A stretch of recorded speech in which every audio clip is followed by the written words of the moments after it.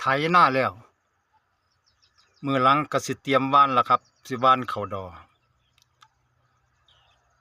หญ้าก็หลายคันไถเทเดียวบ่ได้ก็เลยไถลบอีกที่หนึ่งครับหญ้าจังค่อยก็สีเป็นแปลนแหน่จักหน่อยเพราะว่าสิได้ว่านเข้าดอได้ครับเข้าดอบ่ทันได้ว่าน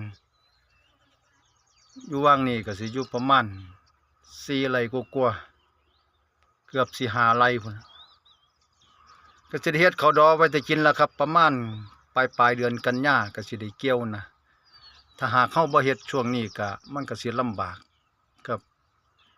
ต้องเฮ็ดแบบว่าให้มันพอได้เฟี้ยงได้หยังให้กับงัวล่ะครับเพราะว่าสิไปรอเอาเขาใหญ่น่ะมันก็เฟี้ยงก็สิหมดก่อนก็สิบ่มีเฟี้ยงให้งัวล่ะครับพี่น้องนี่เตรียมดินเรียบร้อยแล้วครับพี่น้องบาดนี้มื้อหลังพุ่นน่ะสิได้มาหว่า